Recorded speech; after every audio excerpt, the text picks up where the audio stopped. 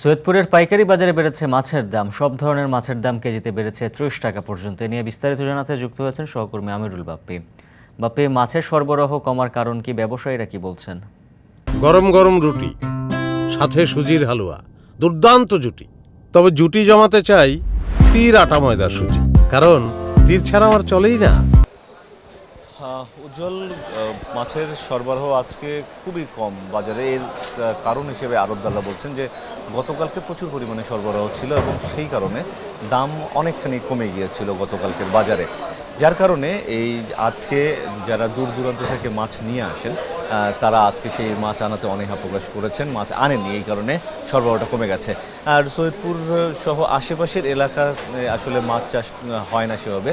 মূলত সৈয়দপুরের বাজারে মাছ আসে দিনাজপুরের বিরামপুর, নওগাঁ, জয়পুরহাট এই অঞ্চলগুলো থেকে মাছ আসে, চাষের মাছগুলো বিশেষ করে।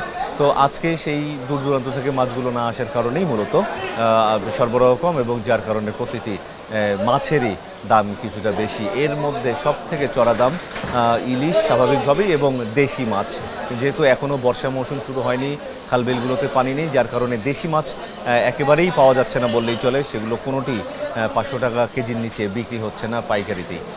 চিংড়ি বিক্রি হচ্ছে 700 টাকা কেজিতে, ইলিশ বিক্রি হচ্ছে আজকে 1200 থেকে 1800 টাকা আকার ভেদে। এছাড়া অন্যান্য চাষের মাছের যেগুলো আছে, যেমন রুই বিক্রি হচ্ছে 145 থেকে শুরু করে 250 টাকা পর্যন্ত আকার ভেদে। কাতলাও এরকম 300 থেকে 350 টাকা পর্যন্ত বিক্রি হচ্ছে। ব্রিগেড জাতীয় যে মাছগুলো আছে, অর্থাৎ কার্প জাতীয় যে মাছগুলো আছে, সেগুলোও বিক্রি হচ্ছে 180 থেকে 250 টাকা পর্যন্ত, যেটি অন্যান্য দিনে আমরা দেখেছি 110, 120, 150 টাকা পর্যন্ত সর্বোচ্চ হয়তো বিক্রি হয়। সেগুলো আজকের দামগুলো 180 টাকা পর্যন্ত, 180 টাকা থেকে 250 টাকা পর্যন্ত বিক্রি হচ্ছে। তো এই সব ধরনের যে মাছের সরবরাহ যে কমে গেছে, এটার আজকে বড় ধরনের একটা প্রভাব পড়তে যাচ্ছে খুচরা বাজারে, এরকমটি বলছেন এখানকার যারা পাইকারি ব্যবসায়ী আছেন। তবে সামনে কুরবানি ঈদ, এর তাছাড়া গরম, সব মিলিয়ে মাংসের বাজার যেমন একটু নিম্নমুখী আছে, তেমনি সেই প্রভাবটাও মাছের উপর কিছুটা পড়তে যাচ্ছে। এরকমটাও মনে হচ্ছে। প্রচণ্ড গরমের কারণে আমিষের প্রতি একটু চাহিদা কমে গেছে মানুষের, এরকমটাও অনেক ব্যবসায়ী আমাদেরকে জানিয়েছেন।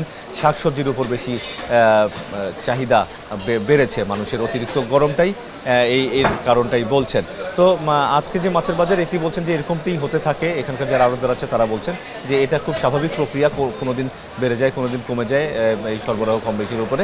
সেটি হয়তো কাল পরশুর মধ্যে আবার ঠিক হয়ে যাবে। তবে বৃষ্টি হলে মাছের সরবরাহটা আরও অনেক বেশি বাড়বে, এটি বলছেন এখানকার ব্যবসায়ীরা। তো উজ্জ্বল, এই ছিল পৌর পাইকারি মাছ বাজার থেকে আমার কাছে সব শেষ পরিস্থিতি।